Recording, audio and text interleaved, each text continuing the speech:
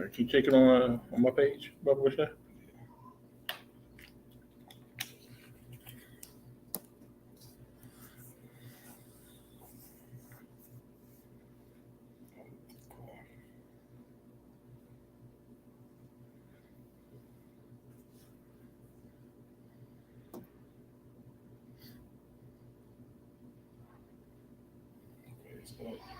You good? All right. All right. Shalom, shalom. For the start, give our praise, honor, and glory unto Yahweh, by Hashem, Yahweh Shai, by Hashem Makar Kadash. Double honors to the apostles and the elders of GMS. Salutes and honors to the elect, all the brothers across the four corners who are enduring in truth and sincerity, all the men, the women, and the children who follow. So, not here for a long time, here for a good time, and to really expose these so-called Jews who claim to be the men of the Lord. Okay, so and this is all through the spirit and power of Yahweh Shem Shai. So Lord's word is going to be edifying. So let's just jump right into it, man. Because like I said, going in on these imposters. Matter of fact, let's get that scripture first. This is the book of Revelation, chapter 2, and verse 9. I know thy works and tribulation and poverty, but thou art rich. And I know the blasphemy of them which say they are Jews and are not, but are the synagogue of Satan. Yeah, man. The Lord said that he knows our struggle. He knows.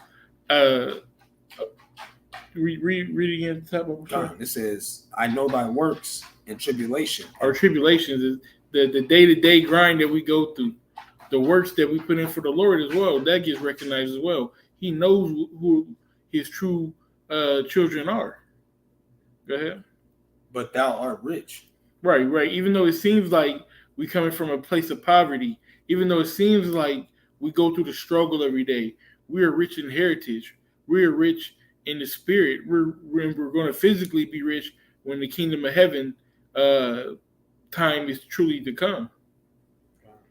It says, and I know the blasphemy of them which say they are Jews and are not, but are the synagogue of Satan. Yeah, and you know those fakers out there too, those fake 48s.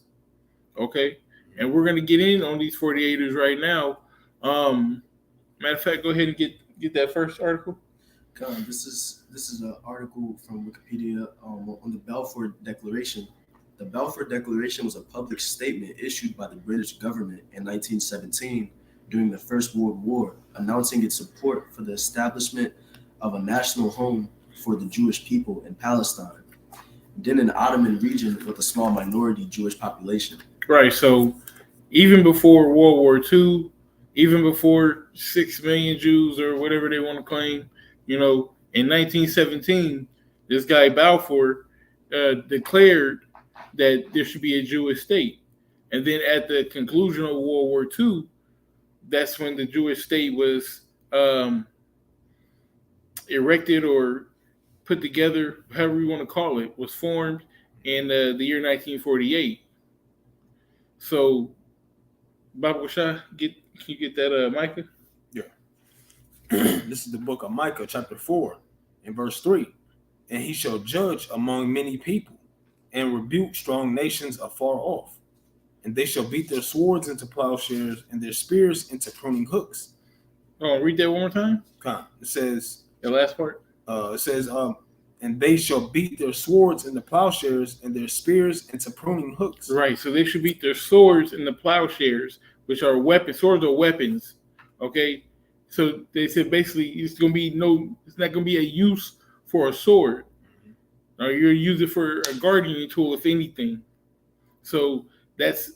All right, go ahead and keep reading. It says, nation shall not lift up a sword against nation, neither shall they learn war anymore. And it's been nothing but war outside of the land of Israel and in the land of Israel as well. So let's back it up, because you had 70 AD and you had us fleeing into Egypt, fleeing into the western coast of Africa and being dispersed from our homeland, right? And it's prophesied that we would go into slavery, so on and so forth, and we would see our land no more again. So when we are able to actually see our land, when these curses are lifted off of us, it's going to be the kingdom of heaven. So in 48, when they declared that there's going to be a state of Israel, it's Esau being a carnal man and physically trying to play God and physically making that state of Israel. This isn't the Most High. Fuck it.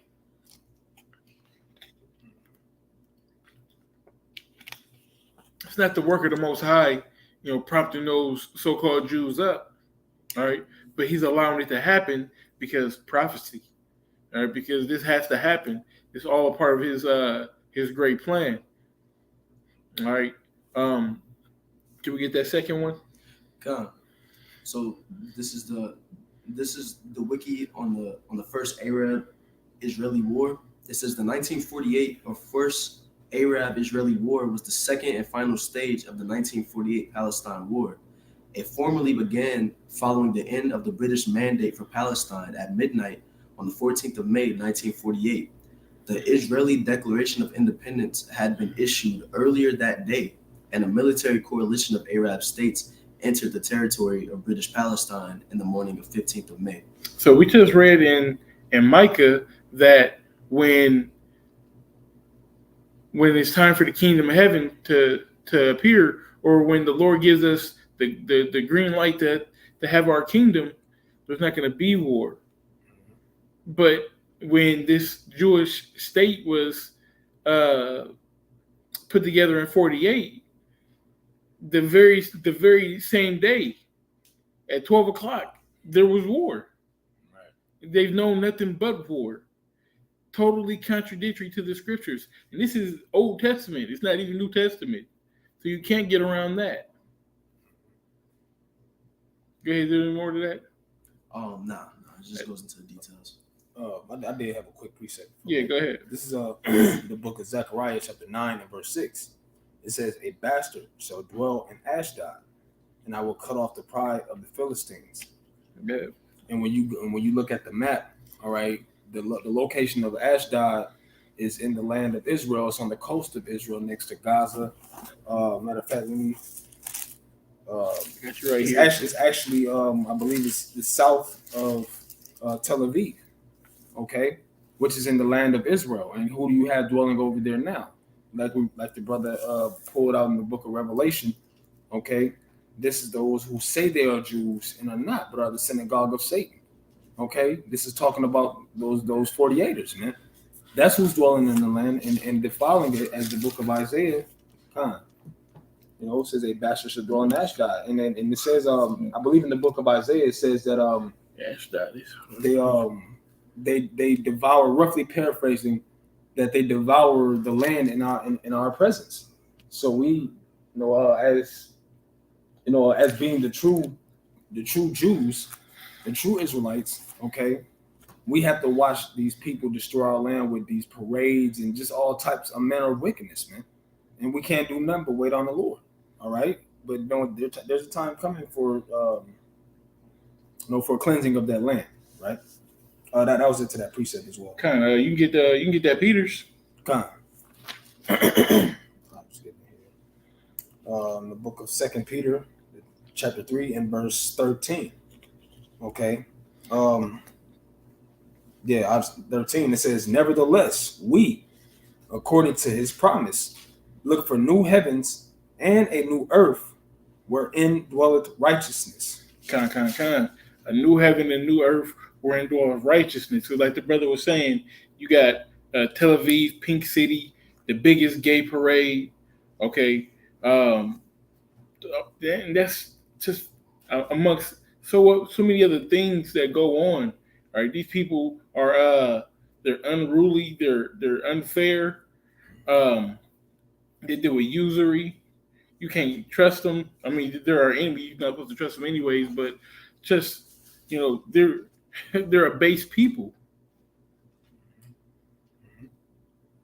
Do you have something to say on that? No, that's on point, man. That's on point. Because that's not straight to it. That was it. I could have probably went up, because before that it says we're looking and hastening to the coming of this land being cleansed, not only Babylon being dealt with by the Yahweh Shai for the things it's done against Israel, but also in that land is going to be put down as well. All right, and this is why we're not we're not supposed to be fleeing back to the land now, because the Lord's going to destroy that land, man. Hey, Shalom, Matt. Yeah, no, that was it to that, brother. And it says we're looking for and hasten unto that day. Kind. Isaiah. Was that 60? You said 60, right? Yeah. This is Isaiah chapter 60 and verse 5. It says, "Then thou shalt see and flow together, and thine heart shall fear and be enlarged, because the abundance of the sea shall be converted unto thee. The forces of the Gentiles shall come unto thee." Read it in the NLT, Baba Kushai. Gotcha. You see, the brother had a precept on here. It says, Micah 20:10, "Arise ye and apart, for this is not your rest, because it is polluted. It shall destroy you even with a sword of destruction." Yeah, this place is going to destroy us, There's nothing good out here. LGBTQ, all of that. But mainly speaking about our land in Israel, there's nothing good in that place. You know what I'm saying? So even though we still need to depart mentally and spiritually out of America, that's the only way we're going to get into the kingdom.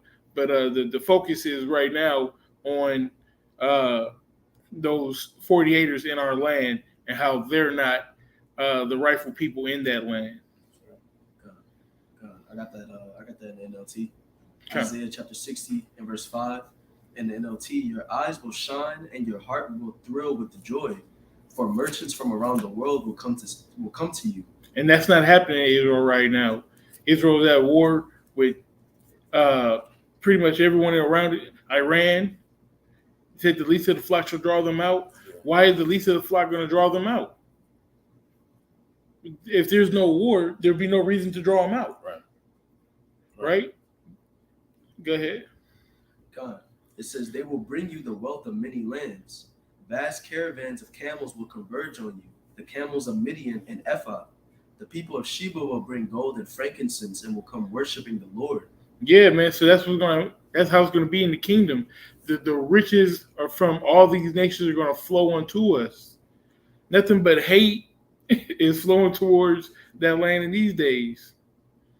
They have one ally, which is America.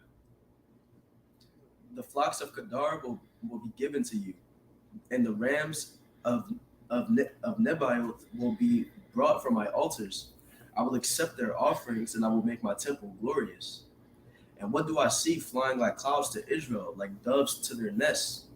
They are ships from the end of the earth, from lands that trust in me, led by the great ships of Tarshish. They are bringing the people of Israel home from far away." Yeah, so when the children of Israel truly go home, this is going to be a worldwide event. It's not going to be centered in the Middle East or just a few people know about it. No, everyone in the world is going to know and understand who the true power is on this earth. All right, starting with the Most High on down. All right, and everything's going to be in order. Everyone is going to be in order. Go ahead. It says, "They are bringing the people of Israel home from far away, carrying their silver and gold. They will honor the Lord Yahweh your power, the Holy One of Israel." Yeah, it's not going to be a gay parade. It's not going to be, you can make your own pronoun. You one person, but you them and they, or it, or trans whatever. All right, it's not going to be all that. Everyone's going to serve the Most High. All right. Everyone's going to be under our rule, under our laws, in decent and in order. And if you're not, then we're just going to shut the water off effectively. All right. Starve you out. Let you see a little famine. All right. And then you're going to know and you're going to understand. And that's beautiful that you said that. Because reading down in that same very chapter, it says the nation that, roughly paraphrasing, the nation that shall not serve thee shall be utterly perish and be put to death, right? And going back to the point which you mentioned, is them the nations flowing unto us. Isaiah the 2nd chapter, you can read that. right? The entire second chapter, it goes into how they're going to come to the nation of Israel in Jerusalem for the law, statutes, and commandments, how to ordain themselves, how to carry themselves, right? Because it's going to be in our inward parts, right? If you have the seed of the nation of Israel, it's going to be put in us, right? But these heathen nations, this is not going to be put in them. They're going to have to follow the rule of Yahweh Shem Yahweh Shai, and we're going to be, Lord willing, we're going to be governor rulers, man. Okay. Right? This is what we're looking forward to. This is what, if you're an Israelite, a so-called Negro, so-called Hispanic, or so-called Native American, you should be looking forward to that, right? But you know, I just wanted to make that statement, brother. Hey, the water. Yeah.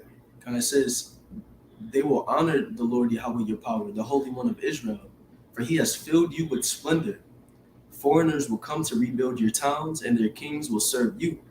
For though I have destroyed you in my anger, I will now have mercy on you through my grace. Yeah, man. So, like we said earlier, man, we're downtrodden. We're the first fired and the last hired. All right. It's hard for us here in America. It's hard for us around the four corners. But the Most High is going to take that burden up off of us, and we're going to be put in our proper order, our proper place. Your gates will stay open day and night to receive the wealth of many lands. The kings of the world will be led as captives in a victory procession. Yeah, a victory procession. You know, that's like when you come home from war and they got, you know, the streets lined, or even like when you win a championship, or when Kansas City won a championship, or the Warriors, and they're coming down the street on the bus, and it's a big celebration, a parade. That's what it's going to be like when we get to the kingdom. And that's definitely not what it is right now over there in the land of Israel. Quick precept. Yeah. Isaiah chapter 1, verse 7. It says, your country is desolate. Your cities are burned with fire. Your land, strangers devour it in your presence. And it is desolate as overthrown by strangers. Okay. You know, so just circling back to that point, you know, and really going forward as well, is we have to sit and watch these heathens, these rats destroy our land and really put a smut on who the true children of the Lord are. That's essentially what they're doing, right? Because the entire world that don't go into the history of who the true Israelites are, they believe this is how these people are. But you know, they don't come out of the scriptures and say, oh, that's wrong that these people are over here with the they represent the rainbow the wrong way. Okay. You know, that's going against the scriptures, right? They turned that into a thing of what's the word the brother uses a lot, desecrate, right? To make morally decrepit, man, right? So we have to sit and wait, but hey, call Yahweh Shem Yahweh Shai for the judgments that will come upon that place, man. So we can have our land back and purify it, man. Kind of the brother going in on these precepts too. I'm gonna get one real quick. It says Jeremiah 23:8. Says, "But the Lord liveth, which brought up, and which led the seed of the house of Israel out of the north country, and from all the countries wherein I have driven them, and they shall dwell in the land of the." It's like they should dwell in their own land, right? So we're in the side of the north. We're in North America right now, all right? When 1948, when those conglomerate of so-called Jews were brought together, they were brought from Poland and fucking Germany and different places in Europe. They weren't brought from the sides of the north. They weren't brought from North America, right? And you know, you can say, well, this is Northern Hemisphere, whatever. We're speaking about prophecy, and this is the proper interpretation of prophecy. All right, the children of Israel are being oppressed together here in America, and this is where we will be saved out of, and we will be placed in our own land, and that land's going to be cleansed with fire. That's right. That was into the precept I pulled. Right? Okay. You have that the one with the did you want to get the video? yeah, man, get the one. Yeah, go ahead. You want to get the video first, or just No, go ahead, play. All right. The precept. This is the book of Isaiah, chapter 11, in verse 6. Okay, it says, the wolf also shall dwell with the lamb, and the leopard shall lie down with the kid, and the calf and the young lion and the fatling together, and a little child shall lead them, and the cow and the bear shall feed, their young ones shall lie down together, and the lion shall eat straw like the ox, and the sucking child shall play on the hole of the asp, and the weaned child shall put his hand on the cockatrice den. They shall not hurt nor destroy in all my holy mountain, for the earth shall be full of the knowledge of the Lord Yahweh as the waters cover the sea. Yeah, so go ahead. No, you go ahead and bring that video, and the video is gonna give clarity. But no, there's just going back to another proof that these aren't the real people of the Lord, and that the nation of the true Israelites are not set in their land, right? Because this is saying is that when our kingdom is established, when Israel, the true children of Israel's kingdom is established, all right, the lions we're gonna be back in league with the animals, right? The animals are not gonna be they're not gonna be chasing each other down, killing each other, man. Right? It says that the sucking child shall put his hand on the hole, the asp den, which is a serpent, man. Right? In this day and age, you can't do that. We're not in league with the animals. You got to worry about poisonous animals biting you and killing you with their venom. Right? You got to worry about your kids going outside getting mauled by a beast. Right? But the kingdom of heaven, that's not going to be something. All right, let's get this video. Let the video speak. That's right. I'm not gonna play the video on camera because I don't want to get strike or nothing. But that's right. Yael Priest, her husband, and their 2 daughters were on a well-known hiking route when the attack happened. She says the boar attacked her legs with its horns, but that she disturbed it and caused the incident, not the animal. Paramedics say she was conscious but in pain with cuts on her arms and legs. Still, Priest called on authorities to warn the public that these kinds of incidents are possible. There has been an increase of boar sightings in Israel this year, while COVID-19 reduced the number of people outside. The species is found across Europe, Asia, and North Africa. Yeah, so I'll read the title, and it's pretty much said. It says, Israeli woman attacked by wild animal while hiking with family near Haifa.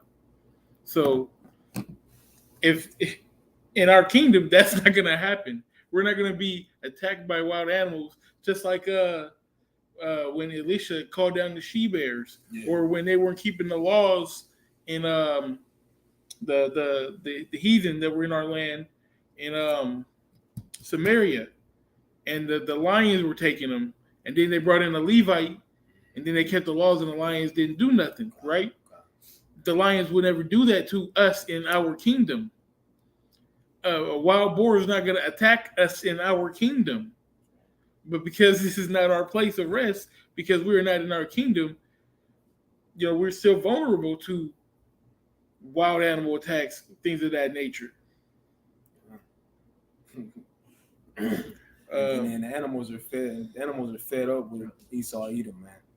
Right? They're fed up. We were just dialoguing yesterday briefly about I was telling y'all about the lady who was she was Esau like to lick their dogs in the face or whatever.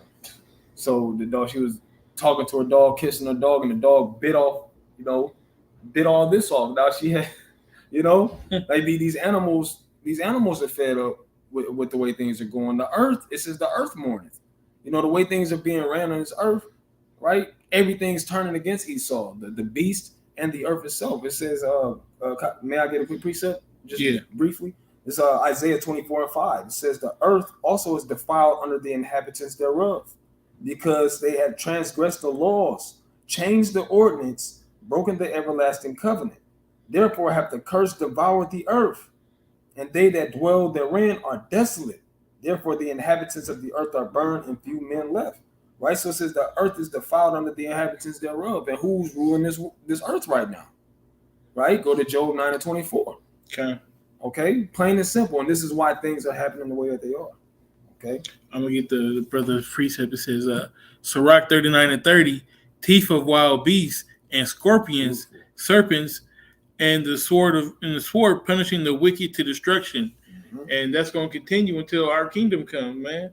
where everything's gonna be laid right. That's right. That was to that precepts. All right. Man. You get that Revelation? God. This is Revelation chapter 21 and verse 4. It says, "And the Most High shall wipe away all tears from their eyes, and there shall be no more death, neither sorrow nor crying, neither shall there be any more pain." Hey, that's a beautiful point, because in the kingdom of heaven, not only will we have angelic bodies, okay, capable of spiritual powers, but we're gonna have forever bodies. We're gonna be immortal. Read that one more time. God. "And the Most High shall wipe away all tears from their eyes." He's gonna wipe away all the tears. There's gonna be no need to cry. There's gonna be no need for sorrow. Go ahead. "And there shall be no more death." And there should be no more death. We're not gonna die. We're physically not gonna die. We're gonna have the capacity to live forever in righteousness. "Neither sorrow nor crying, neither shall there be any more pain, for the former things are passed away." Yeah, all that's passed away. All that is that old heaven or in the old earth. We look for a new heaven and new earth. We're in dwell righteousness. And when you go into the Wisdom of Solomon, it says what? Was that 1:13? I believe it says righteousness is immortal, Huh? right? Because the wisdom, knowledge, and understanding that is going to be put in us, we're gonna be made perfect. This is what's going to cause us to live forever. We're gonna eat right. Everything's just gonna be set back in order. Period. Point blank. You know.